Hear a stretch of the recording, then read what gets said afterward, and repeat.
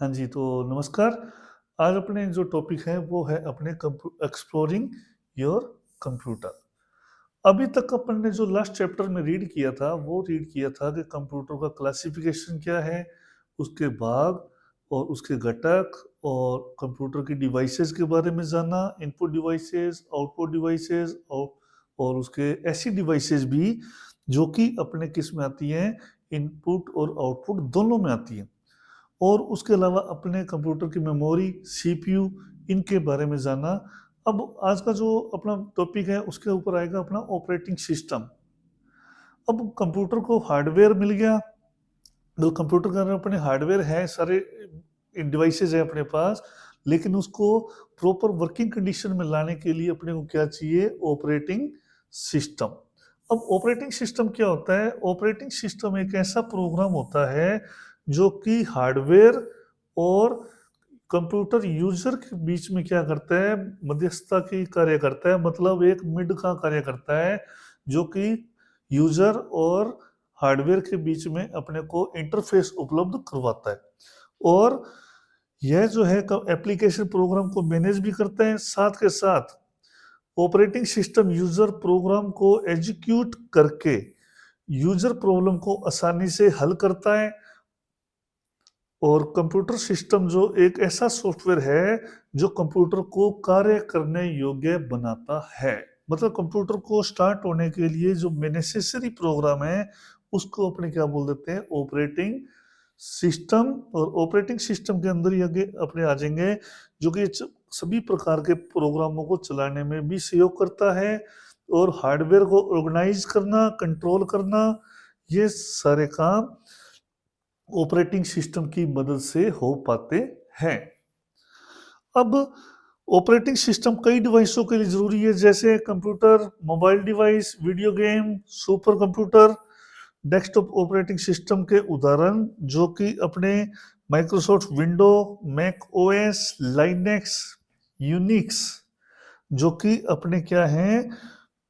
Operating system के example हैं। और मोबाइल ऑपरेटिंग सिस्टम के जो एग्जाम्पल हैं वो है एंड्रॉयड, विंडो और आईओएस। ये जो है हमारे मोबाइल ऑपरेटिंग सिस्टम के एग्जाम्पल हैं। अगर अपने पास क्वेश्चन आ जाता है कि मोबाइल ऑपरेटिंग सिस्टम के एग्जाम्पल बताएं, तो अपने एग्जाम्पल कौन से हो जाएंगे? एंड्रॉयड, विंडो और आईओएस और सिमरिन। ये अपने मोबाइल के ऑपरेटिंग सिस्टम है। और डेस्कटॉप के लिए अपने ऑपरेटिंग सिस्टम अलग रहते हैं। अब नेक्स्ट आता है अपना इसके संरचना। इसकी संरचना कैसे रहती है? अब जो कंप्यूटर सिस्टम की जो संरचना है, स्ट्रक्चर ऑफ कंप्यूटर जो है, इसके अंदर अपना हार्डवेयर, हार्डवेयर के ऊपर अपने क्या करते हैं? Run operating system. और ऑपरेटिंग सिस्टम के ऊपर अपने क्या इंस्टॉल करते हैं? सभी प्रकार की एप्लीकेशन है और यूजर उन्हें यूज करता है। और ये जो है इन और आउट, मतलब सारी कड़ी जो स्ट्रक्चर है आपस में लिंक रहते हैं और जुड़ के ही ये कार्य करते हैं। इसमें टोटल जो है 3 लेयर रहती है स्ट्रक्चर के अंदर, जिसके अंदर सबसे पहले अपना हार्डवेयर, सेकंड है सिस्टम सॉफ्टवेयर और तीसरा आ जाता है एप्लीकेशन।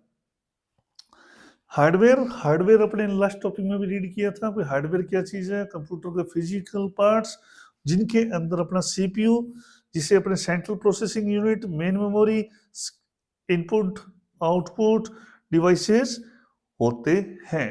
और बाकी जो अपने हार्डवेयर की डिवाइस थी, डिवाइसेस कौन कौन सी थी? इनपुट के अंदर keyboard, mouse, light pen, joystick के, अपने other scanner, BCR, OCR, MCR, ये सारी क्या थी? Input devices. और आउटपुट डिवाइसेज में कौन सी थी? मॉनिटर, स्पीकर, प्रोजेक्टर, प्लॉटर, ये अपने थे आउटपुट डिवाइसेज, जिनमें हार्ड कॉपी कौन उपलब्ध करा रहा था? हार्ड कॉपी उपलब्ध करा रहा था अपना प्रिंटर। तो प्रिंटर के टाइप कौन से थे? इम्पैक्ट प्रिंटर, आउटपुट अपने इम्पैक्ट प्रिंटर और नॉन इम्पैक्ट प्रिंटर, जिसके अंदर अपने लेजर प्रिंटर, इंकजेट प्रिंटर भी थे। और प्रिंटर की जो कई क्वेश्चन मैंने आपको डील किए थे, जैसे दोबारा रिपीट कर देता हूँ एक बार। प्रिंटर के जो क्वेश्चन थे, एक तो लेजर प्रिंटर किस प्रकार की इंक यूज करता है, तो लेजर प्रिंटर जो है अपना टोनर यूज करता है जिसे ड्राई इंक के नाम से जाना जाता है।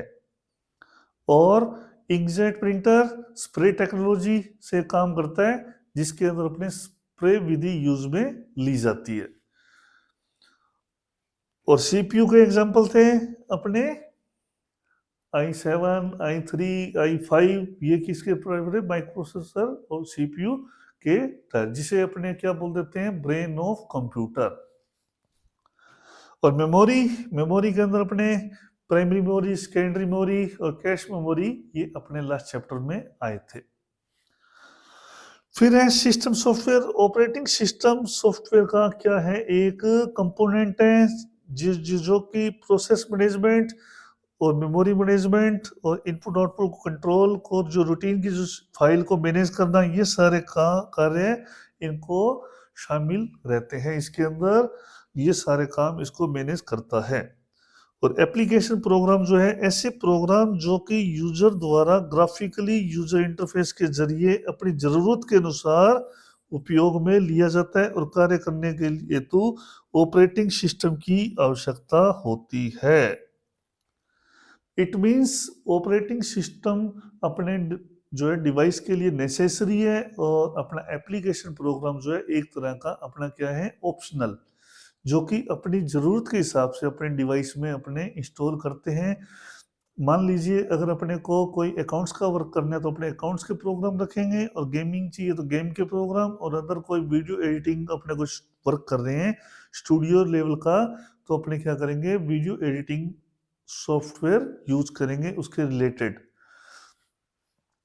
और अब आता है ऑपरेटिंग सिस्टम के मुख्य फंक्शन, जिसमें मेन रूप से रिसोर्स मैनेजमेंट, एप्लीकेशन और यूजर बीच में इंटरफेस उपलब्ध कराना, और इसके अलावा प्रोग्राम एग्जीक्यूशन का जो है वर्क, मेन अपने वर्क आ जाते हैं।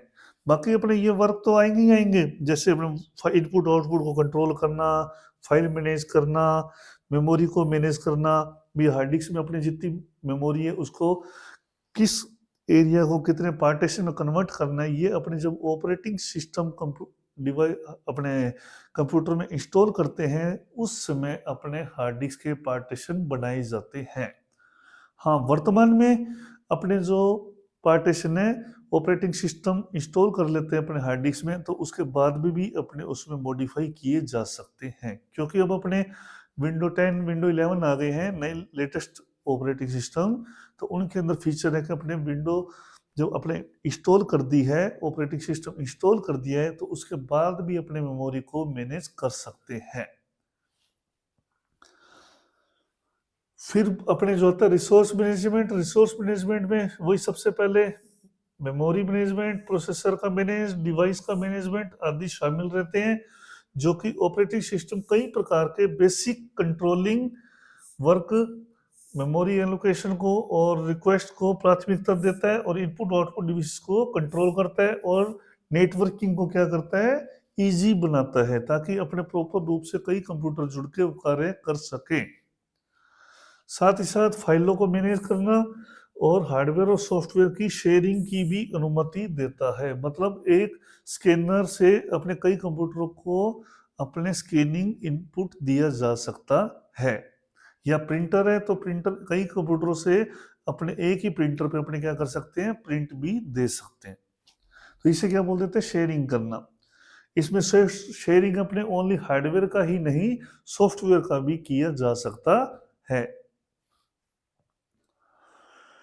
और यूजर के प्रोग्रामों के बीच सिक्योरिटी, सुरक्षा प्रदान करना, और उन्हें एरर को ढूंढना, और फॉल्ट जो भी उसके अंदर फॉल्ट आते हैं उन्हें ढूंढना और उसे कम करने, साथ के साथ कॉन्फ़िगर करना, इसका जो है मेन इसके वर्क आ जाते हैं, जिसे बोला जाता है रिसोर्स मैनेजमेंट। मतलब कंप्यूटर के साथ जुड़ने वाले सभी प्रकार के इनपुट आउटपुट डिवाइसेस जिनसे अपने वर्किंग करवा रहे हैं, और प्रोग्रामों को आपस में जितने भी अपने रिसोर्सेज हैं उनको मतलब एक तरह से इकट्ठा करके कंबाइन करके अपने क्या करता है, ये एक सामूहिक रूप से कार्य करवाने में सक्षम बनाता है।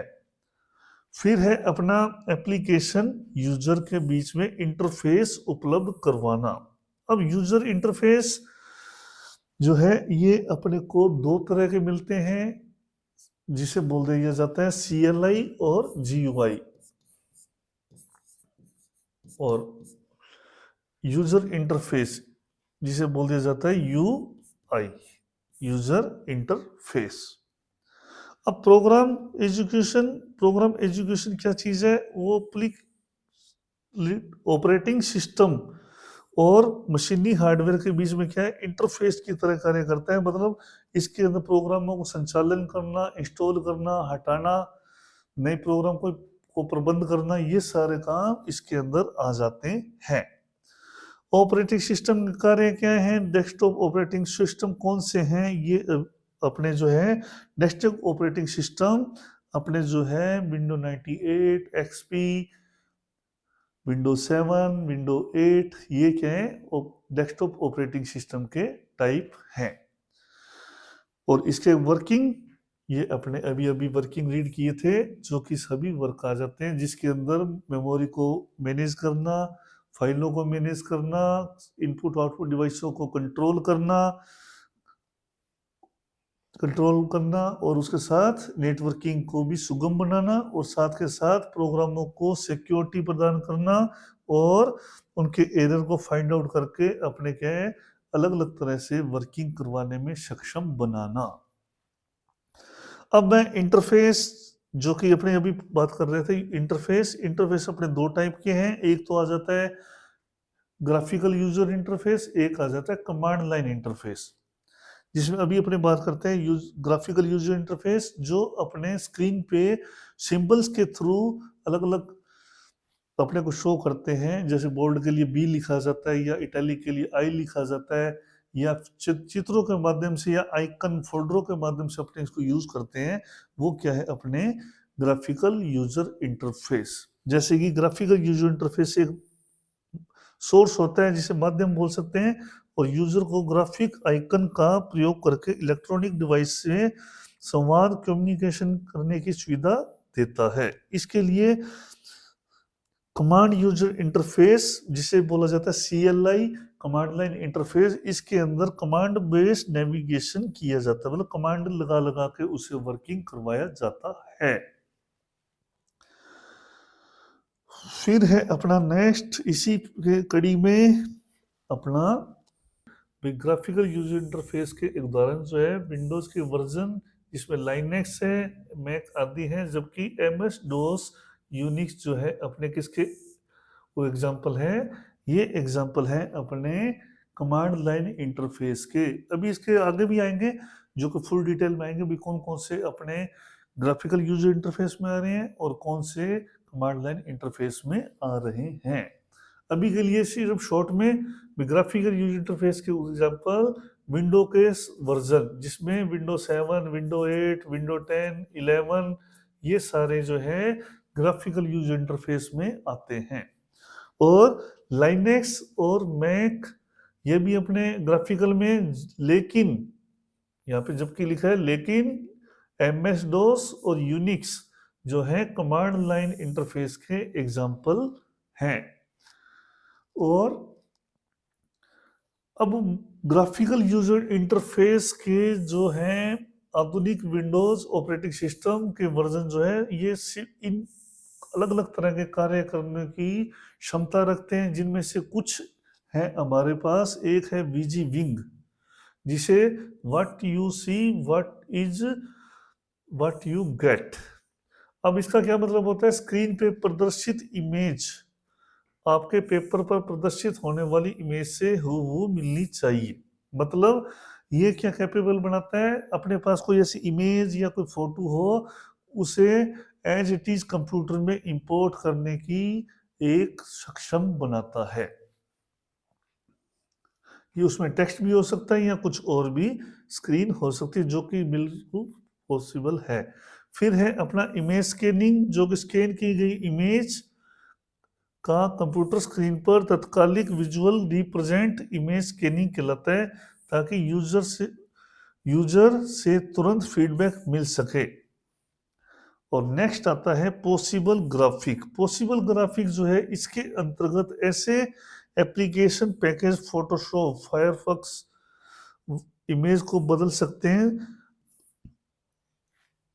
शामिल किया गया, मतलब फोटो एडिटिंग से रिलेटेड जो है सॉफ्टवेयर को शामिल किया गया, जिसमें क्या बोला गया है, पॉसिबल ग्राफिक्स, जिसके अंदर अपने फोटो को मैनिपुलेट कर सकते हैं, एडिट कर सकते हैं और अपने अट्रैक्टिव इमेजेस बनाई जा सकती हैं। फिर है एनिमेशन और मल्टीमीडिया सपोर्ट, जो कि इसके अंदर मिल जाता है। विजुअल आधारित टीचिंग प्रोसेस से टच सेंसिटिव सूचना को लगभग सभी प्रकार के एप्लीकेशन में इनका उपयोग किया जाता है। मतलब एनिमेशन के जरिए अपने क्या कर सकते हैं, विजुअल ग्राफिक्स तैयार किए जा सकते हैं इसके द्वारा। और आजकल जो अपने कह सकते हैं कि ई कियोस्क जैसे स्टेशनों पे सेल्फ टिकटिंग सिस्टम है, या कोई एनिमेटेड कोई बैंकों में सेल्फ पासबुक प्रिंटिंग की मशीन है, उसके अंदर इनका काफी उपयोग किया जा रहा है। और इसमें क्या फंक्शन आ जाता है, डिसेबिलिटीज के लिए प्रावधान है। मतलब इन ग्राफिकल यूजर इंटरफेस को जो डिसेबिलिटी पर्सन है वो भी आसानी से इसे यूज ले सकते हैं, मतलब आसानी से उसे काम में ले सकते हैं। इसके अंदर ऐसा फंक्शन है कि मंदबुद्धि या डिसेबिलिटी जो पर्सन है वो भी इसे आसानी से चला लेते हैं। इसके अंदर बोल बोल के या टच करके भी इसे यूज में ले सकता है।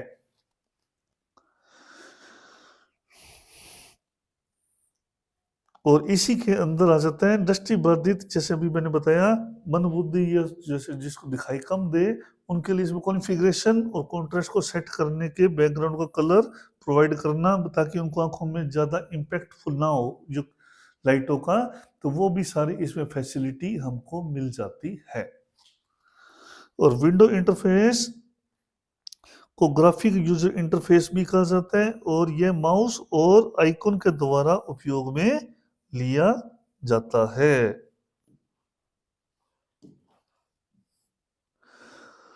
और विंडो के द्वारा किसी विशेष प्रोग्राम और प्रोसेसर के द्वारा उपयोग में लेने हेतु एक विंडो एप्लीकेशन को अलॉट किया जाता है, जिसमें टाइटल बार, मेन्यू बार और अलग अलग विजेट्स हो सकते हैं।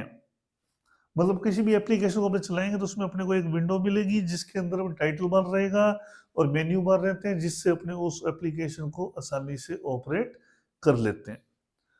और इसके एडवांटेज क्या रह जाते हैं, सामान्यतः जो है यूजर इंटरफेस पर आधारित जो ऑपरेटिंग सिस्टम यूजर को आसानी से कंप्यूटर को बिना किसी समस्या के ऑपरेट कर सकते हैं, और इसमें सीखने को समय भी कम लगता है, और बॉक्स को ओपन करके जोड़ने और शुरू करने में समर्थ व्यर्थ नहीं करना पड़ता। और साथ ही साथ अलग अलग अपने कह सकते हैं यूजर को प्रोमोट्स, अलर्ट्स और माउस मूवमेंट तथा अन्य डबल क्लिक तुरंत प्रक्रिया से फीडबैक प्राप्त हो जाता है। मतलब अपने को कोई प्रोग्राम चलाना है तो जैसे डबल क्लिक करते हैं उसके ऊपर जो भी फीडबैक है या जो भी प्रतिक्रिया प्रोसेसिंग है वो अपने को स्क्रीन पे हैंड टू हैंड शो हो जाती है।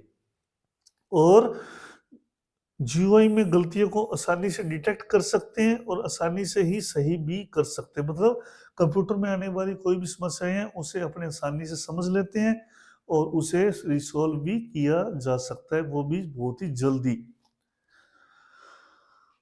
और अगर अपने एक बार VIMP मतलब विंडोज आइकन मेन्यू पॉइंटर आधारित ऑपरेटिंग सिस्टम यूज करना सीख लिया तो इसे प्रकार के दूसरे ऑपरेटिंग सिस्टम पर काम करना क्या हो जाता है, आसान हो जाता है। मतलब लीजिए अपने ये मान लेते हैं कि अपने क्या यूज सीखे, माइक्रोसॉफ्ट विंडोज। अगर अपने को जल्द ही किसी और लाइनेक्स या मैक के लैपटॉप या उनके ऑपरेटिंग सिस्टम पे वर्क करना है तो उसमें हमें सीखने में ज़्यादा समय नहीं लगता, तुरंत ही उसे इजीली अपने समझ के उस पर भी काम कर सकते हैं। ये एक तरह से वैसे ही है जैसे अपने एक मोबाइल से दूसरे मोबाइल में स्विच होते हैं, तो फंक्शन सेम रहते हैं, बस इसमें थोड़ा सा ये रह जाता है एनिमेशन ग्राफिक्स का थोड़ा चेंजिंग आता है। फिर इसकी जो हानियां हैं वो ये रह जाती है कि इसके अंदर अपने को थोड़ा सा कंप्यूटर क्या हैवी रखना पड़ता है, उसकी मेमोरी पावर और स्टोरेज की कैपेसिटी ये इनमें अपने को ज़्यादा हैवी चाहिए होती है, जिसमें प्रोसेसर भी हैवी चाहिए। उसी के अंदर आ जाता है ग्राफिक यूजर इंटरफेस पे अधिक मेमोरी और प्रोसेसर की आवश्यकता रहती है, और साथ में इमेज डिस्प्ले को मैनिपुलेट जो कि जल्दी जल्दी किया जा सके, क्योंकि प्रोसेसर अगर स्लो होगा तो अपना इमेजेस क्या होंगी, प्रोसेसिंग में काफ़ी टाइम लेंगी। और स्किल व्यक्ति उसी कार्य को जीयूआई की तुलना में कम स्टेप्स को यूज करते हुए काफ़ी फास्ट कार्य कर सकता है, और फाइल को कॉपी करने के लिए जैसे अपने CLI या कमांड लाइन इंटरफेस, उसमें इस तरह की कमांड्स लगा के अपने क्या कर सकते हैं, काफ़ी जल्दी कॉपी पेस्ट कर सकते हैं। और कुछ दिव्यांग दृष्टिबाधित जो कि जीयूआई के साथ कार्य करने में दिक्कत महसूस कर सकते हैं या करते हैं, क्योंकि कई बार वो कैपेबल नहीं हो पाते। फिर हैं इसमें जीयूआई स्क्रीन के बेतरतीब तरीके से भरी होने के कारण नेविगेट करना कठिन हो जाता है। मतलब कई बार क्या होता है, ग्राफिकल यूजर इंटरफेस में आइकन्स और ऑप्शंस इतने ज़्यादा हो जाते हैं कि उसे अपने नेविगेट करने में थोड़ी समस्याएं आती है। इस वो लगभग उसी तरह जैसे अपने गैलरी भर लेते हैं और अपने उनमें से कुछ फोटो को ढूंढना हो तो अपने को काफ़ी टाइम लगता है, स्क्रोलिंग स्क्रोलिंग स्क्रोलिंग, तो वो उसमें काफ़ी अपने को नेविगेट में काफ़ी समस्याएं रहती हैं। और फिर बारी आती है इसी के अंदर जो कि विंडो 11 अभी जो है पर्सनल कंप्यूटर का नवीनतम वर्जन है। मतलब अभी लेटेस्ट जो अपने कंप्यूटर चल रहे हैं, अपने ऑपरेटिंग सिस्टम, वो है विंडो 11। और और इसी के अंदर जो अपने बात करें तो विंडो 11 जो है अपने माइक्रोसॉफ्ट द्वारा ही डेवलप की गई है। इससे जो संबंधित जो परिवार के ऑपरेटिंग सिस्टम है जो कि विंडो एंटी जिसे नेटवर्किंग बोला जाता है, इसका हिस्सा है, और विंडो 10 वर्जन का नया वर्जन है। साथ ही साथ इसे आधिकारिक रूप से 5 अक्टूबर 2021 को रिलीज किया गया। माइक्रोसॉफ्ट विंडोज पुराने प्रचलित जो वर्जन है, इसके जो ओल्ड वर्जन्स हैं वो अपने window 8, 8.1, window 7, window Vista, window XP, window ME, window 2000, window 98, window 90 NT, window 95 और MS डोस हैं। अब ये जितने भी हैं ना, ये सारे के सारे क्या हैं, अपने इम्पोर्टेंट हैं। क्यों है? क्योंकि अपने को पेपर में क्या पूछा जा सकता है, इनमें से ग्राफिकल यूजर इंटरफेस का एग्जाम्पल बताएं। तो ये सारे जो हैं ग्राफिकल यूजर इंटरफेस के एग्जाम्पल हैं। जैसे यहाँ से लेके अपने माइक्रोसॉफ्ट 10, विंडो 10, विंडो 8.1 और window 7, window Vista, window XP, window ME, window 2000, window 98, window NT और विंडो 95 और MS डॉस, ये जो है अपने काफी प्रचलित हैं, और साथ ही साथ अपने क्या हैं, इसके महत्वपूर्ण, पेपर की दृष्टि से भी महत्वपूर्ण है। अब नेक्स्ट आएगा अपने इसके इसी के अंदर ग्राफिक इंटरफेस के अंदर ही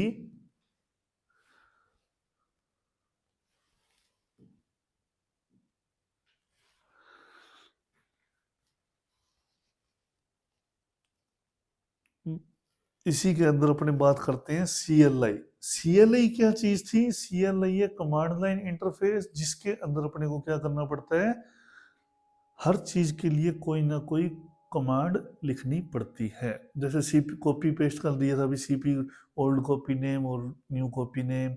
इसी तरह डेट के लिए अपने को अलग डेट लिखना पड़ता है, मतलब CMD प्रोसेस में जाके अपने को इसे सोल्व करना पड़ता है, जो कि अपने लास्ट चैप्टर में अपने कॉन्फ़िगर देखने में भी किया था या देखा था। उसमें क्या था, सिस्टम इन्फो लिखते हैं और उसके बाद अपने कंप्यूटर का कॉन्फ़िगरेशन शो होता है। अब इसी के अंदर आ जाता है यूजर इंटरफेस पे कंप्यूटर के जो इंटरफेस है उसको कैसे समझा जाए। इसके अंदर सबसे पहले आ जाता है अपने कंप्यूटर को बूट करना। अब कंप्यूटर का बूटिंग, एक कंप्यूटर कंप्यूटर को शुरू और रीस्टार्ट करना क्या कहलाता है? बूटिंग करना कहलाता है। कंप्यूटर को चालू करना और कंप्यूटर को बंद करके दोबारा चलाना क्या कहलाएगा? बूटिंग करना कहलाता है। और कोल्ड बूट एक ऐसा तरीका है जिसमें कंप्यूटर को पावरलेस स्टेट से स्टार्ट होता है और विभिन्न प्रकार के की कॉम्बिनेशन और मेन्यू के द्वारा कंप्यूटर को रीबूट करना वार्म बूट कहलाता है। इट मीन्स पूरा कंप्यूटर सिस्टमेटिक ढंग से बंद कर रखा है और उसे अपने स्टार्ट कर रहे हैं तो उसे कोल्ड बूट बोला जाएगा। और अनइंस्पेक्टेड तरीके से कोई ऑप्शन से या शॉर्ट की के द्वारा अपने कंप्यूटर को रीस्टार्ट कर रहे हैं इमीडिएटली तो उसे क्या बोला जाता है? Warm boot. फिर आता है डेस्कटॉप एरिया। कंप्यूटर को लॉगिन करने के बाद जो एरिया या स्क्रीन अपने को दिखाई देती है उसको अपने क्या बोलते हैं? डेस्कटॉप बोलते हैं। और डेस्कटॉप का जो बैकग्राउंड है पिक्चर वॉलपेपर कहलाता है। जैसे इस फोटो में अपने पीछे क्या दिख रही है? एक इमेज दिख रही है तो उसे क्या बोला जाता है? वॉलपेपर। और इसी के अंदर आइकन्स टास्क बार के कॉम्बिनेशन रहते हैं। जैसे इसमें दिखाई दे रहा है अपने, ये क्या है? पूरी पट्टी blue, dark blue task bar. और इस साइड आ जाएगी अपने सिस्टम ट्रे और ये एरिया क्या आ गया अपना? Desktop area. और ये अपने आ जाता है स्टार्ट बटन जिससे अपने सारे प्रोग्रामों को रन कर पाते हैं। अब ये सारा जो ही अपने यूजर इंटरफेस अपने आएगा अपने इसे और अच्छे से समझेंगे क्योंकि ये अपने क्या है? कंप्यूटर को कैसे चलाना है उस चीज को अपने को क्या करेगा? ज्यादा गाइड करेगा। उसको अच्छे से अगर समझेंगे तो अपने प्रैक्टिकली कंप्यूटर को भी बहुत अच्छे से चला पाएंगे। भी अपने को कोई बोल दे सिस्टम ट्रे पे देखो तो सिस्टम ट्रे अपने को यही नहीं पता कि सिस्टम ट्रे है क्या, या टास्क बार कौन सा है, डेस्कटॉप कौन सा है, बैकग्राउंड कौन सा है। तो वो चीज़ें अपने को क्या करनी पड़ती है? समझनी पड़ती है भी अपने कंप्यूटर स्क्रीन में कौन सी चीज़ को क्या बोला जाता है। तो डेस्कटॉप एरिया जो कि अपने कंप्यूटर को ऑन करने के बाद जो स्क्रीन आती है जो उसको अपने क्या बोल देते हैं? डेस्कटॉप। और इससे पीछे जो पर्दा आ रहा है उसे क्या बोल देते हैं? बैकग्राउंड। और फिर आ जाता है टास्क बार जो कि स्क्रीन का सबसे नीचे वाली जो पट्टी रह जाती है उसे अपने टास्क बार बोलते हैं। और जिसके ऊपर अपने क्या रहते हैं? अलग अलग आइकन्स रहते हैं। जैसे इस साइड सिस्टम ट्रे और इस साइड अपना आ जाते हैं स्टार्ट बटन जो कि सेंटर में आता है बाय डिफॉल्ट। अगर विंडो 11 अपने ला रहे हैं, कंप्यूटर नया ला रहे हैं तो बाय डिफॉल्ट जो अपना स्टार्ट बटन होगा सेंटर में आएगा। उसे आप मॉडिफाई करके लेफ्ट में ले सकते हैं इन विंडो 11। जबकि विंडो 10 है उसमें बाय डिफॉल्ट 10 में लेफ्ट में ही आता है। तो ये एक अपने आप में क्वेश्चन है कि विंडो 11 में स्टार्ट बटन कहाँ मिलेगा? तो start button by default centre में आएगा। अब यूजर इंटरफेस टास्क बार का जो कि एक स्क्रीन है जिसे नीचे की ओर रहती है बॉटम में, और एक बार बॉटम में रहती है। साथ ही साथ इसके क्या है? इसमें अलग अलग एजों को जोड़ने पर कई उसी जगह पर मूव हो जाती है। और साथ ही साथ इस बार को टास्क बार कहा जाता है। इस बार में स्टार्ट मेन्यू भी रहता है और जिस पर अपने हार्ड डिस्क संचालित एप्लीकेशन शॉर्टकट भी रहते हैं। मतलब स्टार्ट मेन्यू पे जैसे ही क्लिक करते हैं तो उसके साथ इसमें शॉर्टकट आ जाएंगे और साथ ही साथ यहाँ पे अपने को क्या मिल जाते हैं? अलग अलग आइकन्स भी मिलते हैं जिन्हें अपने क्या बोलते हैं? Quick launch icon. ये अपने आ जाएगा क्विक लॉन्च आइकन, उसके बारे में अभी पढ़ेंगे। और अब बारी आती है आइकन्स। जैसे भी पढ़ा आइकन रहते हैं तो आइकन क्या चीज रहती है? छोटे छोटे ये फोल्डर्स या ये दिख रहे हैं इन्हें क्या बोला जाता है? आइकन। और जिनके आगे ये छोटा सा एरो दिख रहा है जैसे आइकन के ऊपर तो वो क्या कहलाते हैं? शॉर्टकट। और कुछ आइकन क्या होते हैं कंप्यूटर के अंदर ऑटोमेटिक बनते हैं, उन्हें बोला जाता है सिस्टम आइकन। अब सिस्टम आइकन जैसे माई कंप्यूटर है, रिसाइकल बिन है, ये क्या है, सिस्टम आइकन है जो कि अपने आप स्वतः बनते हैं, अपने को बनाने नहीं पड़ते। जबकि अदर जो फोल्डर के आइकन है, ये एप्लीकेशन आइकन है, ये अपने खुद बनाते हैं। जैसे फोल्डर क्रिएट करना है या फिर अपने कोई सॉफ्टवेयर एप्लीकेशन इंस्टॉल करते हैं तो उसका आइकन बाद में आता है। अब एक छोटी पिक्चर जो कि एक प्रोग्राम है या फोल्डर अथवा प्रोग्राम फंक्शन को प्रतिनिधित्व करती है, रिप्रेजेंट करती है, उसे क्या बोलते हैं, आइकन कहलाते हैं।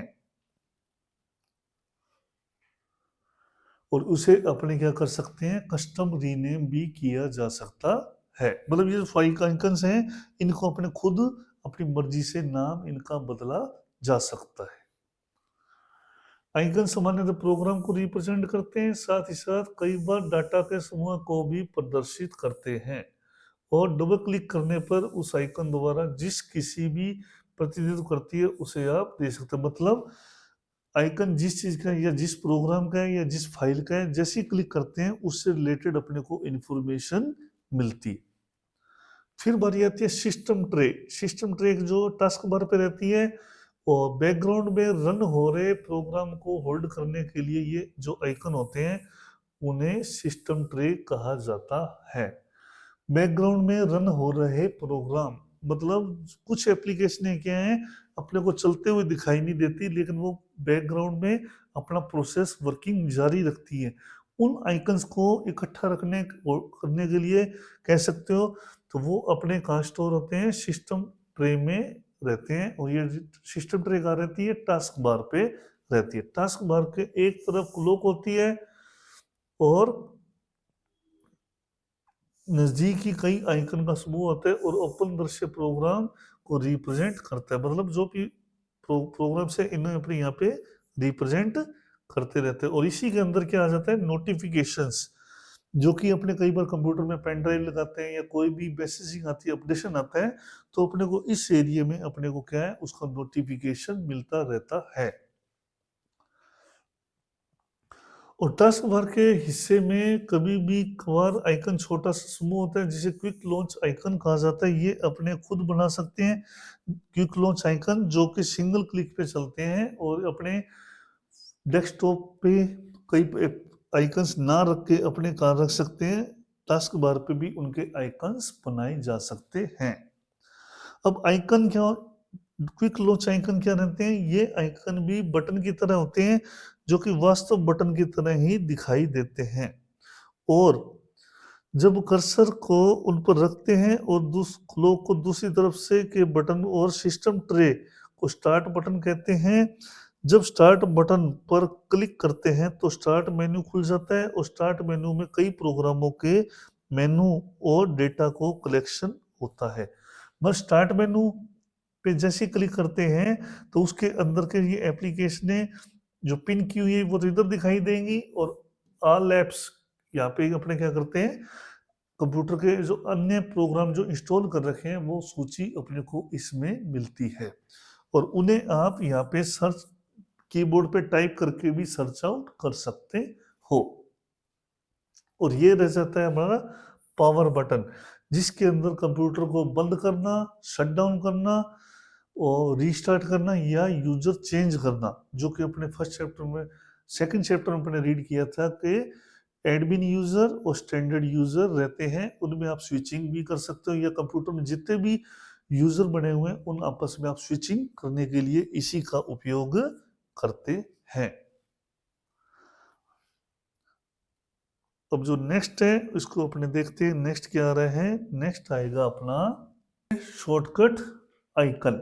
अब शॉर्टकट आइकन क्या चीज है, आइकन को दिखाने के लिए जो लिंक होता है उसे शॉर्टकट आइकन कहा जाता है। और डेस्कटॉप के पर स्थित आइकन क्विक लॉन्च आइकन बार स्टार्ट मेनू के शॉर्टकट अक्सर इसमें शामिल होते हैं।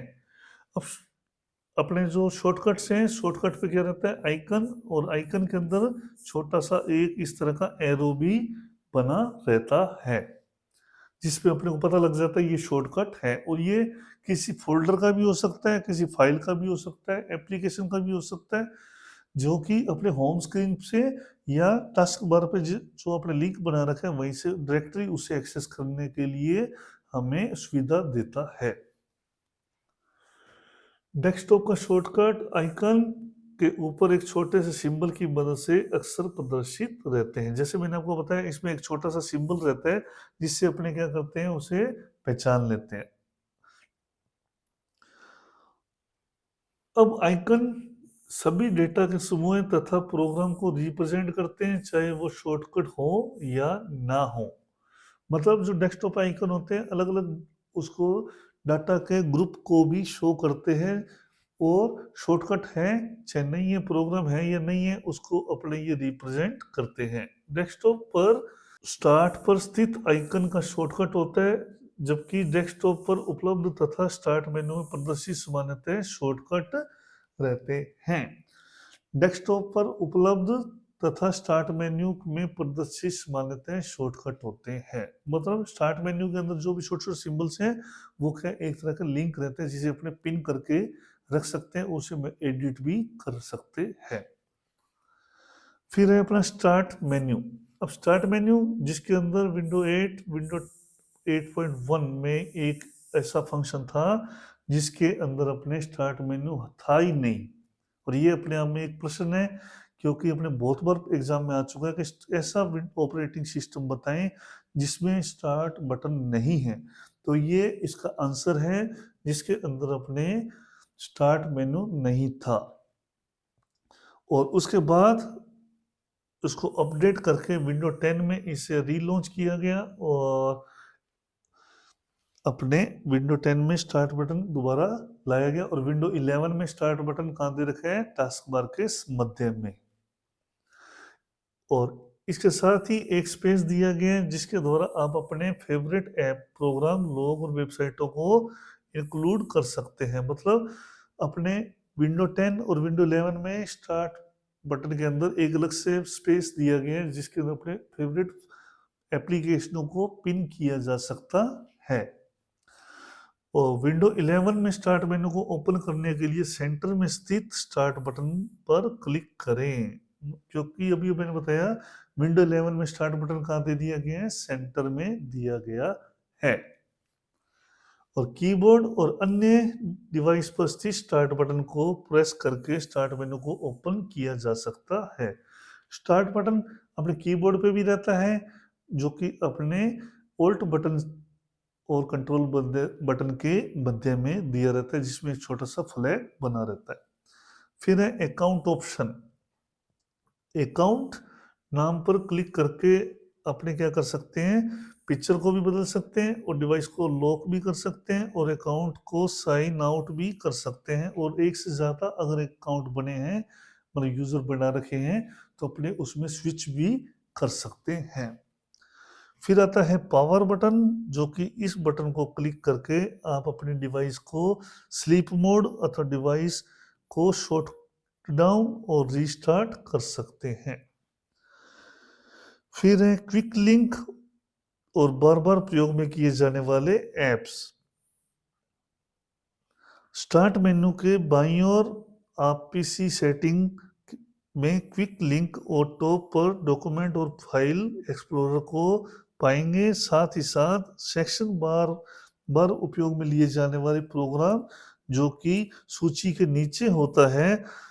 और यदि आप प्रोग्राम के आगे एरो देखते हैं तो तत्कालिक रिसेंट प्रयोग किए गए फाइलों और प्रोग्रामों की सूची को माउस को उनसे ऊपर ले जाकर देख सकते हैं।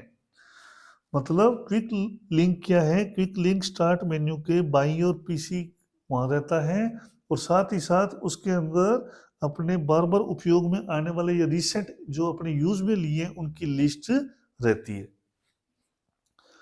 और माउस अपने प्रोग्राम की सूची को माउस पे ले जाके अपने उस पर देखेंगे तो वहाँ पे अपने को दिखाई भी देता है।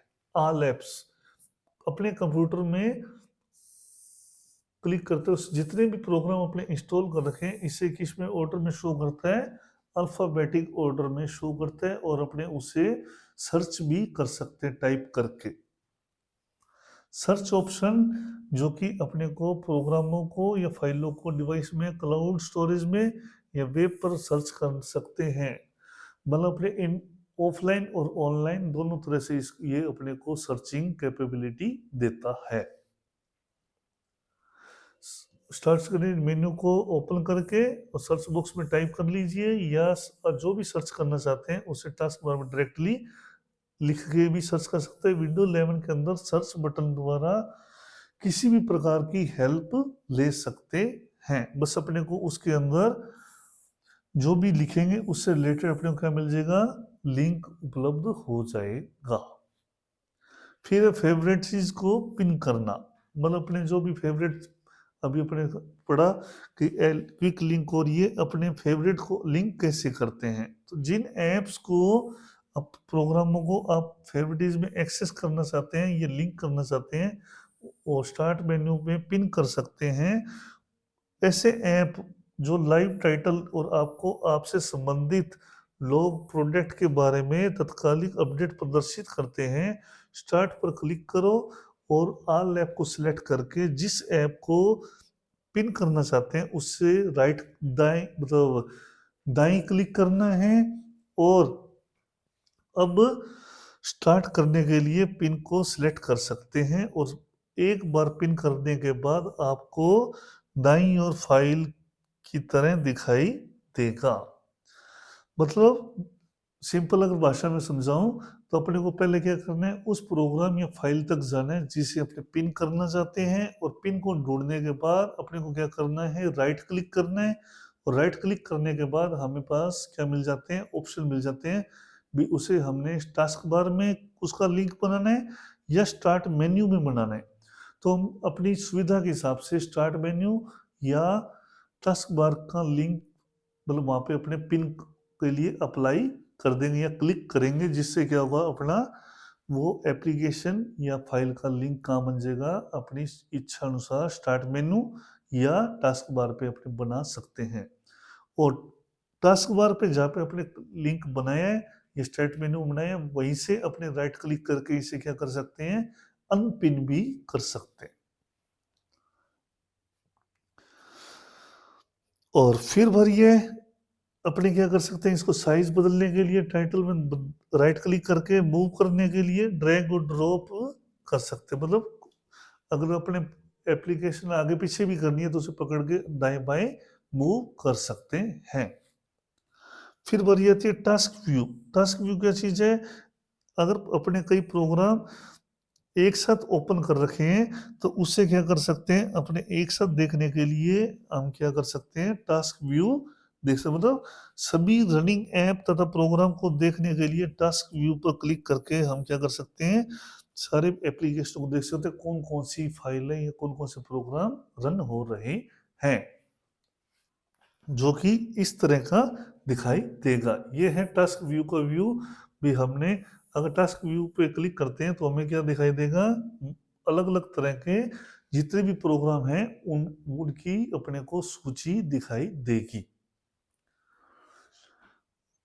और उनमें से अपने अलग जो भी प्रोग्राम पे क्लिक कर लेंगे वो प्रोग्राम फुल स्क्रीन में आ जाएगा। और यहाँ से अपने प्लस साइन से अपने एक्स्ट्रा डेस्कटॉप भी क्रिएट किया जा सकता है, जो ये भी अपने फंक्शन रहता है विंडो 11 के अंदर।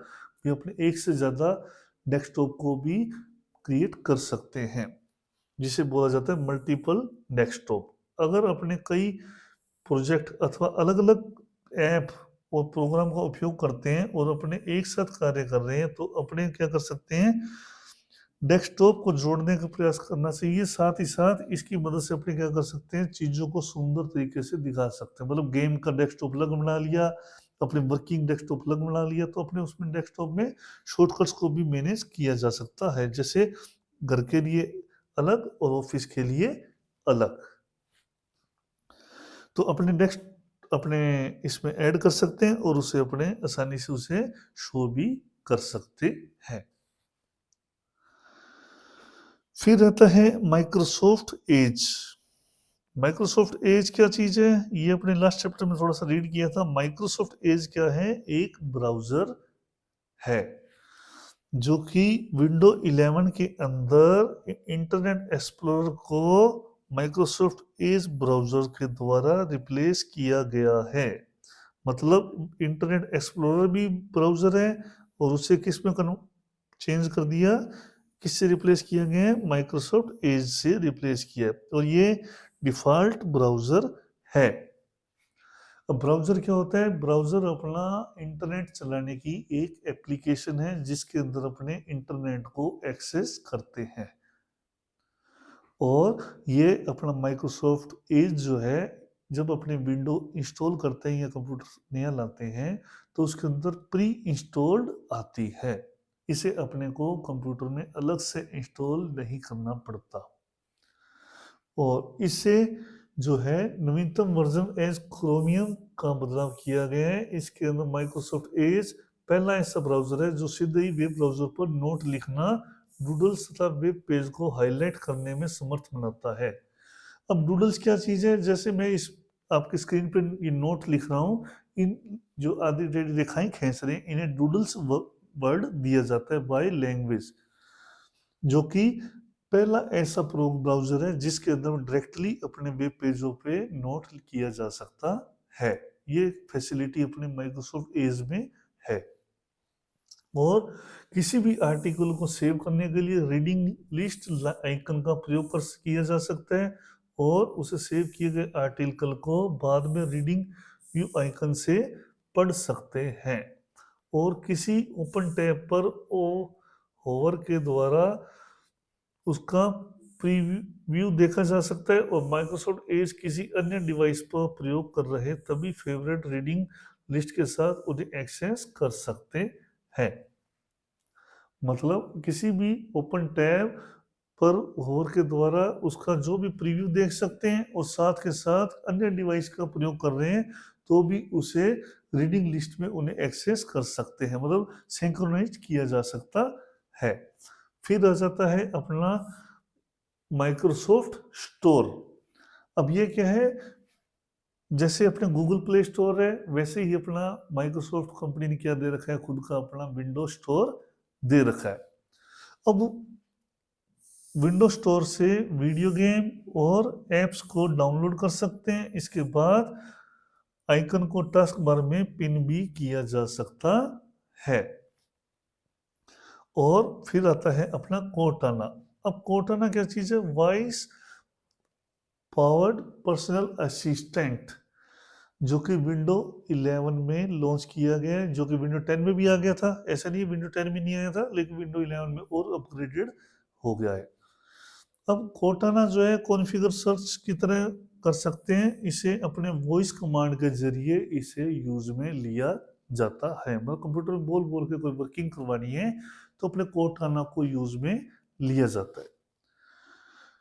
तो ये थे अपने जो विंडो 11 के बेसिक फीचर्स, जो कि अपने काफ़ी यूज़फुल रहते हैं। कंप्यूटर को बंद करना और कंप्यूटर को अपने जो है कैसे उसको मैनेज करना है। टास्क बार है, टास्क बार के ऊपर क्या-क्या था, अपना सिस्टम ट्रे और अपने ये भाई टास्क बार के अंदर भी टास्क व्यू बटन रहा, क्विक लॉन्च बटन रहा, ये डेस्कटॉप, ये छोटे-छोटे जो क्वेश्चंस हैं पेपर में काफ़ी बार रिपीट होते हैं। अब जो नेक्स्ट बिंदु आता है वो है हमारा विंडो 11 की बेसिक एप्लीकेशन ओब्लिक यूटिलिटीज, जो कि अपने को कंप्यूटर में इंस्टॉल नहीं करनी पड़ती, इनबिल्ट आती है, जो कि अपने काम को क्या कर देती है, आसान बनाती है। मतलब यूटिलिटीज अपने बेसिकली दो टाइप की आ जाती है कंप्यूटर लेवल पे। एक ऐसी यूटिलिटी जो अपना काम आसान बनाएगी और दूसरा अपने का कंप्यूटर सिस्टम को क्या करती है, मैनेज करने के लिए भी काम में आती है। अब यूटिलिटी के अंदर बात करें तो सबसे पहले अगर बात करें तो विंडो 11 में कुछ बेसिक यूटिलिटीज इनबिल्ट हो रहती हैं, जो कि प्रोग्राम डेटा को मैनेज करने, रिपेयर करने और ऑप्टिमाइज करने में हेल्प करती हैं और साथ ही साथ अपने टास्क बार में सर्च बॉक्स में एक्सेसरीज का नाम टाइप करके उसे एक्सेस किया जा सकता है, जिसमें सबसे पहले अपने ले सकते हैं कैलकुलेटर। अब जो ये अपने यूटिलिटीज हैं, कुछ एक पे ही अपने बातचीत करेंगे। वैसे यूटिलिटी से अपने को कंप्यूटर के अंदर काफ़ी मिल जाती हैं। या अपने अलग से भी इंस्टॉल की जा सकती है। अब कैलकुलेटर जो है मुख्य रूप से जोड़ने घटाने के लिए यूज में करते हैं, लेकिन कंप्यूटर के अंदर प्रोग्रामिंग, साइंटिफिक और स्टैटिस्टिकल और प्रोग्रामिंग अपने क्या मिल जाते हैं, कैलकुलेटर मिल जाते हैं, जिसके अंदर अपने एक्स्ट्रा से डेट फंक्शन का हो सकता है, करेंसी कन्वर्जन का हो जाता है, लेंथ के लिए हो जाता है। तो अलग अलग तरह के उसमें अपने को कैलकुलेटर के फंक्शन मिल जाते हैं, जो कि अपने डेली जो वर्किंग है उसमें काफी अपनी हेल्प करते हैं। आगे आता है हमारा एक मैथ इनपुट टूल। अब मैथमेटिकल प्रॉब्लम्स को सॉल्व करना चाहते हैं और उस और डॉक्यूमेंट या प्रेजेंटेशन जिसमें मैथ इनपुट एक्सप्रेशन का उपयोग हुआ हो को कंप्यूटर में लिखना चाहते हैं, तो मैथ इनपुट टूल पैनल जो प्रयोग कर सकते हैं। मतलब मैथ इनपुट टूल अपना क्या काम करता है, मैथ इनपुट टूल अपने हेड राइटिंग्स के अकॉर्डिंग जो भी अपने इक्वेशन लिखते हैं उसे किसमें एक एज ए टाइप फॉर्मेट में कन्वर्ट कर देता है। जैसे अगर अपने लिखा एक्स स्क्वेयर, तो उसे बुक फॉर्मेट में कन्वर्ट कर देगा एक सिस्टमेटिक ढंग से। जो भी पावर लगानी है या अपने बेस लगाना है, तो उसे ऐड अपने पहचान के उसे क्या कर लेता है, अच्छे ढंग से बढ़िया तरीके प्रेजेंटेशन के लिए अपने से एक सुंदर तरीके से उसे रिप्रेजेंट करता है। ये अपना नेचुरल आसान और नेचुरल बना देता है, जिसपे अपने को जो टिपिकल इक्वेशंस हैं उसको लिखने में आसानी हो जाती है। फिर नेक्स्ट है स्नीपिंग टूल। स्नीपिंग टूल क्या है? स्नीपिंग टूल की मदद से स्क्रीन पे किसी भी ऑब्जेक्ट का स्क्रीनशॉट कैप्चर कर सकते हैं। जैसे मोबाइल में अपने फोटो कैप्चर करते हैं, स्क्रीनशॉट लेते हैं, वैसे ही ये कंप्यूटर के अंदर अपने को यूटिलिटी क्या कराती है, स्क्रीनशॉट की कैपेबिलिटी देती है। और इसके अंदर जो है अपना अलग अलग तरह के इसमें मिल जाते हैं, जिसके अंदर free form Snape, rectangular Snape और विंडो स्नीप और फुल स्क्रीन स्नीपिंग के ऑप्शन देती है। में फ्री फॉर्म का क्या फंक्शन रह जाता है, फ्री फॉर्म अपनी मर्जी से कोई भी एरिया की अपने कैप्चर ले सकते हैं कटिंग करके। और रेक्टेंगुलर, तो रेक्टेंगुलर में क्या है, एक विशेष एरिया को रेक्टेंगुलर शेप में हमारे को फोटो कैप्चर करने की परमिशन देता है। और विंडो स्नीप ब्राउजर या विंडो में जितने भी अलग अलग डायलॉग बॉक्स हैं या जितने भी ओपन कर रखे हैं, उनमें से किसी भी डायलॉग बॉक्स या विंडो की कैप्चर करनी है इंडिविजुअल, तो वो अपने को कैपेबल बनाता है। फिर आता है फुल स्क्रीन। तो पूरी स्क्रीन पे जो भी ऑब्जेक्ट डाटा दिखाई दे रहा है वो अपने रहते हैं विंडो स्नीप, मतलब full screen Snape. Full screen के अंदर क्या आ जाएगा, इसके अंदर स्क्रीन पे पूरी स्क्रीन का कैप्चर कर सकते हैं। और विंडो स्नीप में अलग से जो अपने को अलग अलग विंडो में जो रिप्रेजेंट कर रहे हैं, किसी एक विंडो की लेनी है, डायलॉग बॉक्स की अपने कैप्चर करनी है, तो उसके लिए उसे अपने क्या यूज लेंगे, विंडो स्नीप। अब मल्टीटास्किंग और मल्टी प्रोसेसिंग। मल्टीटास्किंग मतलब अपने हो जाता है, मल्टीटास्किंग एक ऐसा मेथड है जहां पर कई टास्क या प्रोसेस कॉमन प्रोसेसिंग रिसोर्स जैसे सीपीयू को शेयर करते हैं। और मल्टी प्रोसेसिंग एक प्रोसेसिंग मोड है जो दो या दो से ज्यादा प्रोग्राम को एक से अधिक सीपीयू की मदद से एक साथ प्रोसेस या रन किए जाते हैं। अब मैं स्टार्ट मेनू का प्रयोग करते हुए ऑपरेशन कर किए जा सकते हैं, हाँ कर सकते हैं। अब स्टार्ट मेनू के प्रयोग करके क्या क्या कर सकते हैं, कंप्यूटर को बंद करना, कंप्यूटर को रीस्टार्ट करना, स्विचिंग करना और अलग अलग एप्लीकेशन को ऑन करना, ये सारे काम स्टार्ट मेनू से हो जाते हैं। और उसके अलावा टास्क बार पे अपने क्या क्या है, system tray, start button, clock, volume button, ये सारे अपने को मिल जाएंगे टास्क बटन। और फिर विंडो 11 में कितने प्रकार के आइकन होते हैं, तो डेस्कटॉप पे कौन कौन से थे, सिस्टम आइकन, फोल्डर, शॉर्टकट, तो ये अपने क्या थे, आइकन्स के टाइप्स। अब है window mobility centre. Window mobility centre क्या चीज़ है? विंडो मोबिलिटी सेंटर जो कि अपने को दिखाई दे रहा है, जिसके अंदर अपने को अपने क्या-क्या चीज़ें रहती है, जैसे ब्राइटनेस, म्यूट बटन आ गया, बैटरी का स्टेटस आ गया, वायरलेस डिस्प्ले कनेक्शन हो गया, एंटीवायरस सिंक्रोनाइज सिस्टम हो गया। तो ये सारी चीज़, प्रेजेंटेशन की सेटिंग्स होगी, मतलब एक्सटर्नल डिस्प्ले को कनेक्ट करना, ये सारी जो है सर्विसेज अपने को मोबिलिटी सेंटर में मिलती है, जिससे अपने अलग-अलग तरह के यूज में लेते हैं।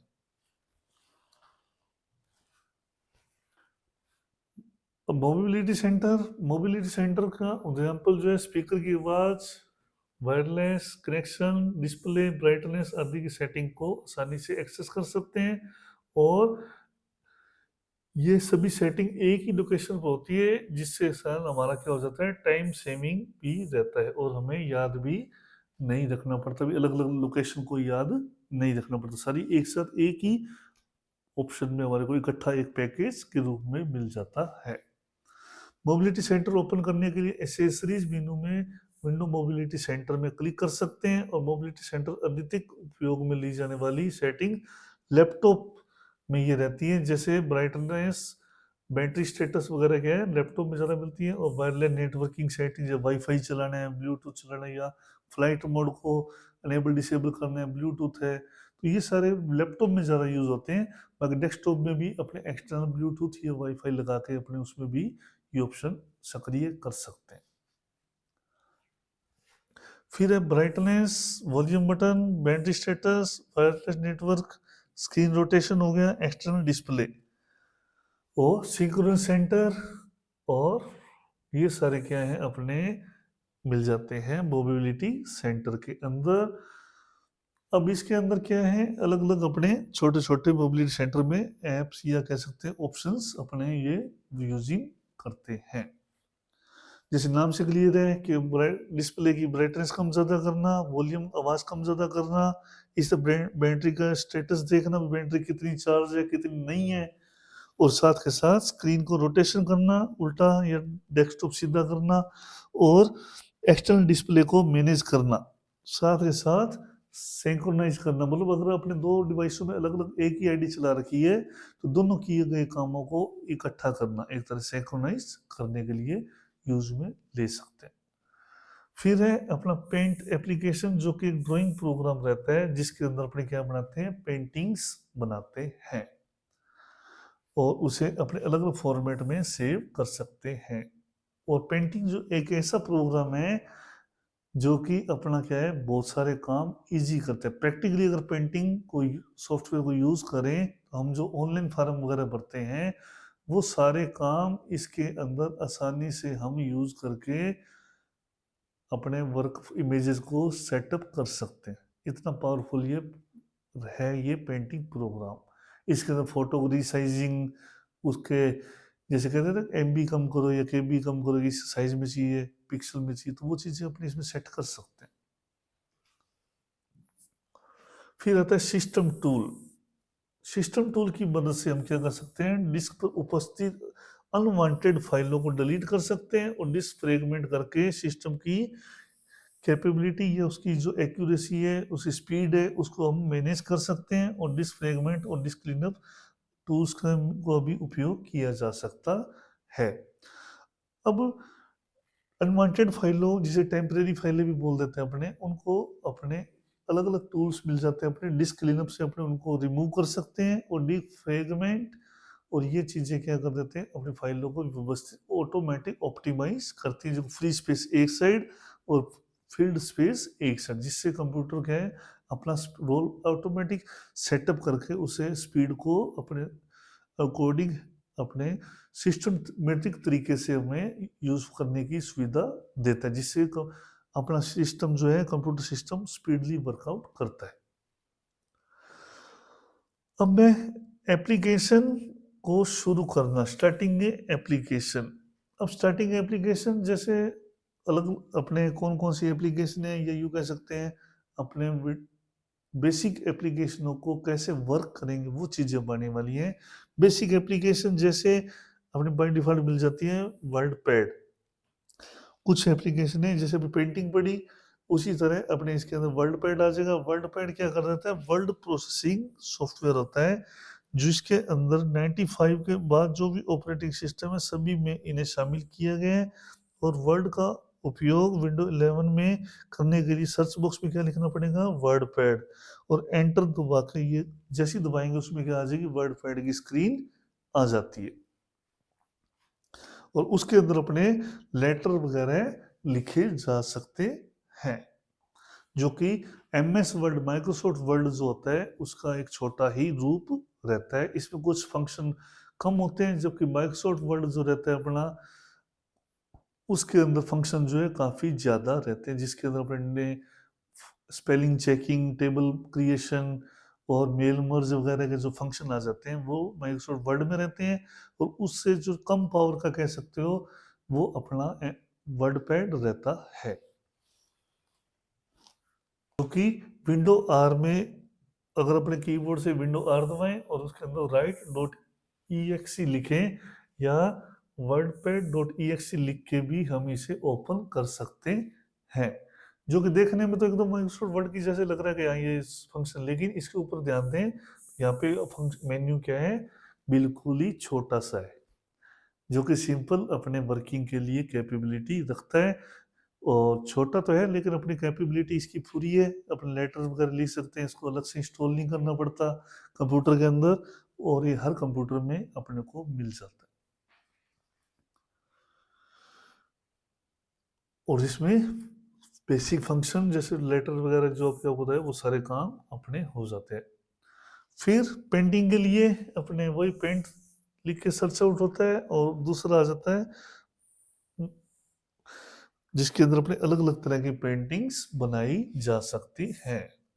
अभी अपने उस पर डिस्कस भी किया था लास्ट स्क्रीन पे भी, अपने पेंटिंग में अपने पेंटिंग तो कर ही सकते हैं, अलग अलग तरह की इमेजेस तो बना ही सकते हैं, साथ में ये अपने फॉर्म और बनाने भरने के लिए भी ये काफ़ी हेल्प करता है, जो कि बेसिक लगता है, ये बेसिक एप्लीकेशन है लेकिन ये भी काफ़ी पावरफुल है, जिसके अंदर 3D पेंटिंग भी आजकल आ रही है तो उसको भी काफ़ी है। और फिर आता है टाइपिंग प्रैक्टिस। अब वर्क करने के लिए जैसे अपने एमएस वर्ड या वर्डपैड चलाएंगे तो लिखने, वर्ड प्रोसेसिंग है तो वर्ड प्रोसेसिंग के अंदर अपने को इसमें लेटर लिखना पड़ेगा या मल्टीपल लैंग्वेज में लिखना पड़ता है, तो उसको उंगलियों को कैसे रखा जाए उसका ये डायग्राम है, जिसके अंदर अपने उंगलियों को कैसे रखा जाता है। और इसके लिए वैसे टाइपिंग अपने अलग से चलता है, उसको सीखनी पड़ती है अलग अलग लैंग्वेज की टाइपिंग्स। और क्योंकि अपने बेसिकली कंप्यूटर में अपने इंग्लिश यूज़ करते हैं तो इंग्लिश पे कैसे वर्क करना है वो अपने इस बुक में ये चैप्टर में बताया गया है, लेकिन अपने हर लैंग्वेज में अपने वर्कआउट कर सकते हैं कंप्यूटर के अंदर, और उसके लिए अपने को अलग से टाइपिंग सीखनी पड़ती है। अब इसके अंदर अपने को हाथ कैसे रखना होता है वो बताया हुआ है, जैसे ASDF JK ASDF पे first first finger, second finger, third finger और फोर्थ फिंगर आ जाती है। इसी तरह फर्स्ट, सेकंड, थर्ड और फोर्थ JKL, तो ये अपना इस तरह का हाथ रखना पड़ता है और उसको अपने उसी अकॉर्डिंग सेट करना पड़ता है, जो कि अपने को फर्स्ट टाइपिंग में हेल्प करता है और इम्प्रूविंग पूरे अपने कीबोर्ड पर कोई भी इसमें बटन यूज करेंगे तो फिंगर अपना स्टैंडर्ड स्ट्रक्चर सेटअप है वो यही रहता है, और इसी को अपने रोल बैक ऊपर या नीचे यूज में लेते हैं। मतलब एक तरह से अगर बात करें, ये जो है हमारा इस तरह का स्ट्रक्चर बन जाता है, जो कि हमारा लेफ्ट हैंड और राइट हैंड पे वर्कआउट करता है। फिर आता है एक्सप्लोरर, फाइल एक्सप्लोरर।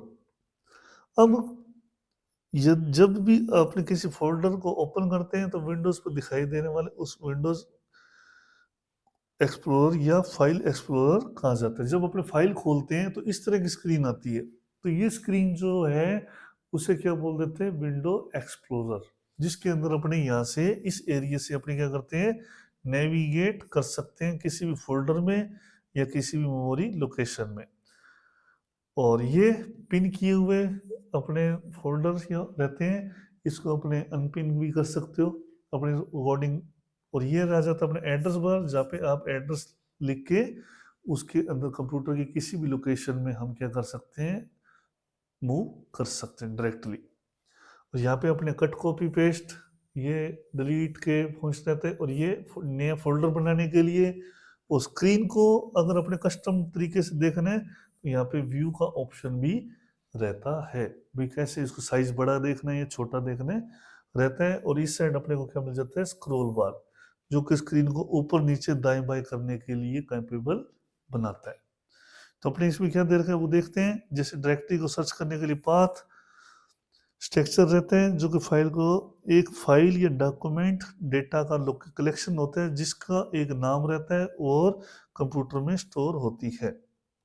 हम फाइल को फोल्डर में रखकर व्यवस्थित रख सकते हैं और डिस्क में फोल्डर होते हैं और जिनमें डॉक्यूमेंट को रखा जाता है। मतलब ये फोल्डर अपने क्यों बनाते हैं, एक फोल्डर जैसे भी फाइल है इनमें ढूंढना क्या हो जाएगा, मुश्किल हो जाएगा। तो अपने फोल्डर बना के फाइलों को व्यवस्थित रखने के लिए फोल्डर बनाते हैं और अपने एक एड्रेस मतलब हार्ड डिस्क के पाथ के अंदर उसे अपने स्टोर रख सकते हैं। और फ्लॉपी डिस्क, जिप डिस्क या कंपोनेंट डिस्क, हार्ड डिस्क आदि में इस फाइलों को स्टोर किया जा सकता है। और डिस्क ड्राइव में इंसर्ट या हटाया भी जा सकता है। और विंडो फोल्डर और फाइलों को एक हिराइची या फाइल सिस्टम में रखा जाता है। अब हिराइची सिस्टम क्या है, एग्जांपल के लिए जैसे अपना रिजल्ट, और रिजल्ट के अंदर क्या ले सकते हैं, 10th 11th 12th 12th और अपना कह सकते हैं 8th क्लास। तो इनके एक स्ट्रक्चर हो गया, भाई अपने 8वीं 12वीं रिजल्ट कहाँ पड़ा है, रिजल्ट के फोल्डर के अंदर पड़ा है। या इसके नीचे भी यूँ कह सकते हैं, ये अपनी क्या है, क्लास है।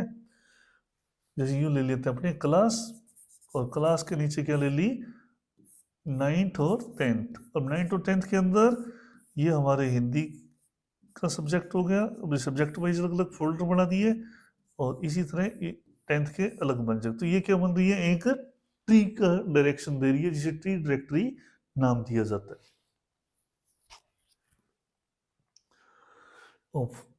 विंडोज उन फोल्डर फाइलों को स्टोर करके रखता है जिन्हें कंप्यूटर को शुरू करने या रूट डायरेक्टरी के रूप में एक्सेस करने की आवश्यकता है। रूट डायरेक्टरी क्या है, कंप्यूटर अपने मेन फोल्डर, जो अपने अभी ये क्लास बनाया था, ये रिजल्ट बनाया था, इसे क्या बोल सकते हैं, रूट डायरेक्टरी कहा जाता है। मतलब फोल्डर को डायरेक्टरी नाम भी बोला जाता है।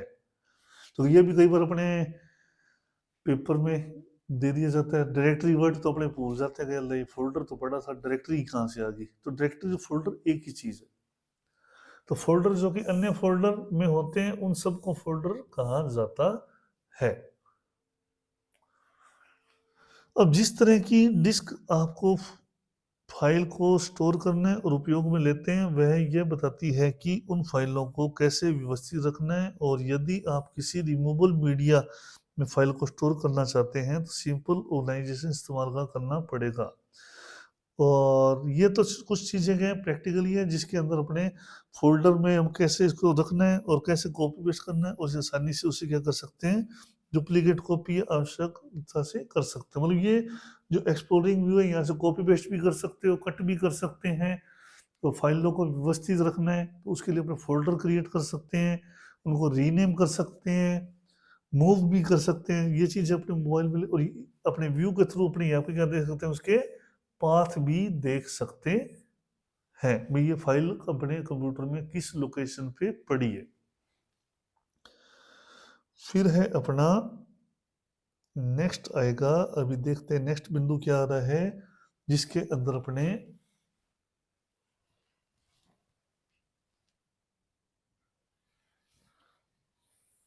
Recycle bin.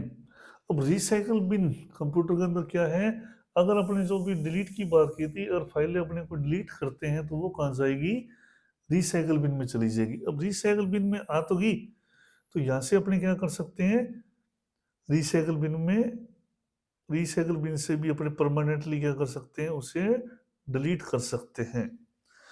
मतलब रिसाइकल बिन से अपने वहाँ से फाइलों को टेम्पररी स्टोर करता है और वहाँ से अपने परमानेंटली अगर डिलीट हो गई तो उसे वापस प्राप्त नहीं कर सकते, अदरवाइज अपने क्या कर सकते हैं, उसे रिस्टोर कर सकते हैं। फिर है फाइल और फोल्डर को कॉपी पेस्ट कैसे करेंगे या रीनेम कैसे करेंगे। तो ये ऑप्शन अपने को यहाँ मिल जाते हैं। ये कट का आ गया, ये कॉपी का आ गया, ये पेस्ट का आ गया और इधर रीनेम का। फाइल पे जैसे इस पे क्लिक करेंगे तो रीनेम आ जाता है और वहां से अपने क्या कर सकते हैं, फाइल का नाम बदला जा सकता है।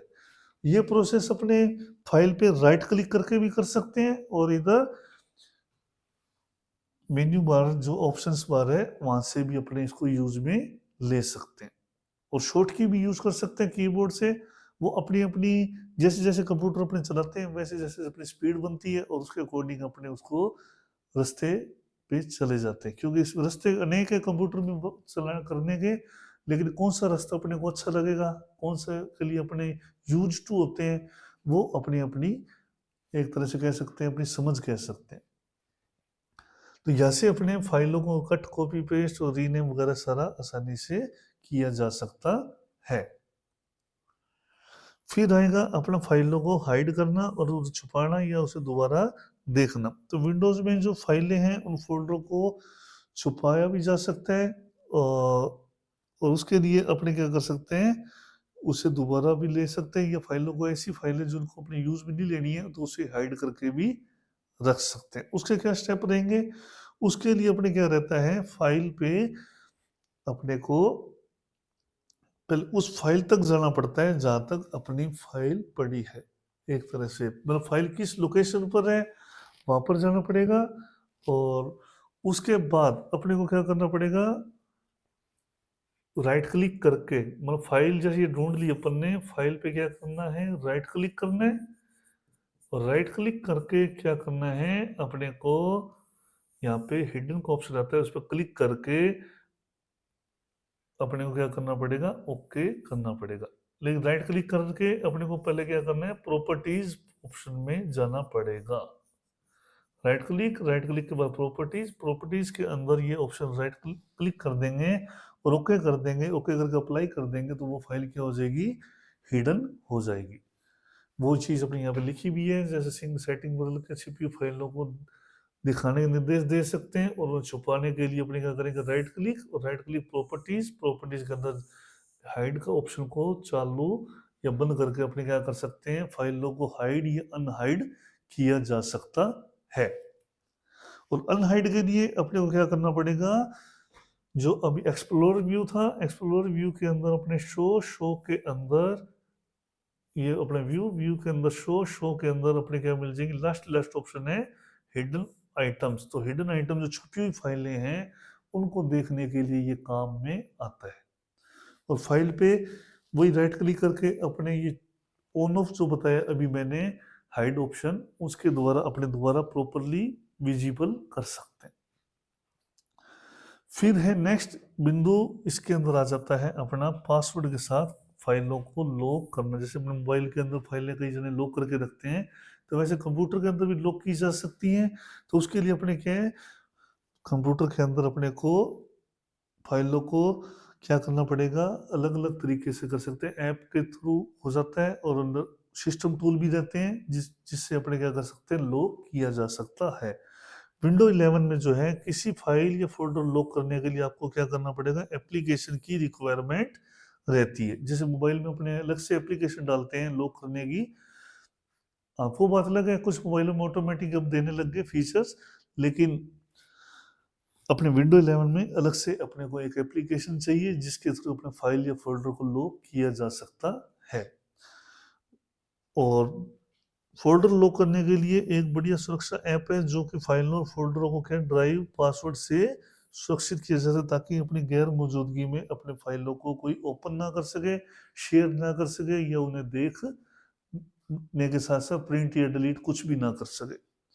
तो वो चीज़ें अपने अपने को क्या चाहिए, इसके लिए एक रिक्वायरमेंट एप्लीकेशन चाहिए। अब फाइलों को लॉक करने के लिए अलग अलग रह जाती है, उसे इनक्रिप्ट कर सकते हैं और ये एप्लीकेशन अपने को अलग परचेज या फ्री भी ऑनलाइन इंटरनेट पे मिल सकती है। और फिर बारी आ जाएगी अपने कुछ कह सकते हैं समरी, ये फाइल और फोल्डर के बीच में अंतर क्या है, और डेस्कटॉप पर सेव किए गए फाइल फोल्डर को पाथ क्या होगा, स्क्रॉल बार का उपयोग क्या रहता है, और कुछ कीबोर्ड टाइप करने के लिए उंगलियों को आदर्श स्थिति क्या रहती है, और फोल्डर के साथ एक स्थान से दूसरे को कैसे कर सकते हैं, और फाइल और फोल्डर का नाम कैसे बदला जा सकता है।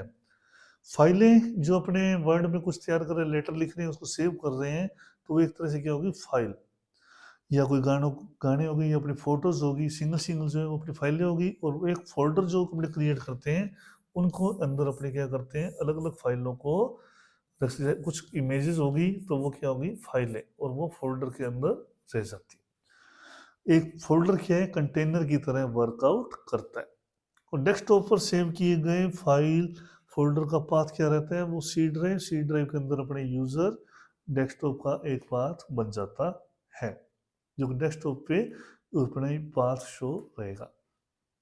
फिर स्क्रॉल बार क्या करता है, स्क्रीन को दाएं बाएं ऊपर नीचे करने के लिए अपने मैनेज करते हैं। और उंगलियों की स्थिति अभी आपको बताई थी, ASDF और JKL कोलन, यहाँ पे अपने उंगलियां रखनी होती है कीबोर्ड के अंदर।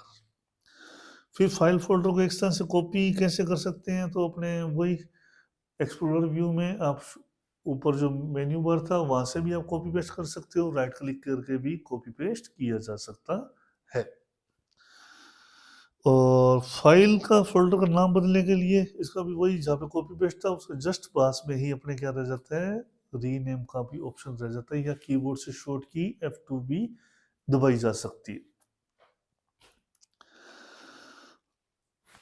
तो नेक्स्ट लेते हैं अपने, क्या है इसके अंदर अब अपना चैप्टर में नेक्स्ट आ जाता है प्रोग्राम इंस्टॉल करना।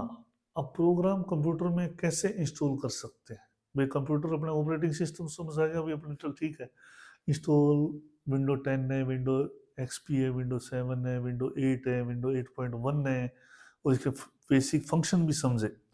लेकिन अब प्रोग्राम्स एप्लीकेशनों को इंस्टॉल करना है अलग से, तो कैसे करेंगे, तो उसको इंस्टॉल करने के लिए अपने कई मेथड आ जाते हैं, जैसे CD DVD से कर सकते हैं, इंटरनेट का यूज भी ले सकते हैं, या लोकल जो अपनी हार्ड ड्राइव है वहां पे कोई सेटअप फाइल पड़ी हो तो उसका भी उपयोग किया जा सकता है। तो इसके लिए अपने क्या, विंडो स्टोर भी मिल जाएगा अपने को, जैसे विंडो स्टोर का यूज कर सकते हो, इंटरनेट का यूज कर सकते हो, CD DVD, और पहले से इंस्टॉल प्रोग्राम अनइंस्टॉल भी कर सकते हैं, तो वो कंट्रोल पैनल के जरिए आप कर सकते हो। मतलब प्रोग्राम को अनइंस्टॉल करने का थोड़ा सा तरीका अलग रहेगा, और इंस्टॉल करने का तरीका अलग रहेगा। इंस्टॉल करने के लिए अपने CD DVD या फिर अपना इंटरनेट के जरिए, विंडो स्टोर के जरिए अपने प्रोग्रामों को इंस्टॉल कर सकते हैं। जैसे ही अपने CD या वो अपने आती है प्रोग्रामों की, उसको कंप्यूटर में लगाते हैं, तो वह इस तरह की स्क्रीन अपने को शो हो जाती है, जिसके अंदर ऑटो प्ले का ऑप्शन रहता है। तो वहां से आप उसमें जो ऑटोमेटिक प्रोग्राम अपने को क्लिक करके ऑन करना पड़ता है, फिर उसके बाद आप उसको क्या कर सकते हो, सॉफ्टवेयर को इंस्टॉल कर सकते हैं, और मेमोरी के साथ भी आप उसे इंस्टॉल किया जा सकता है।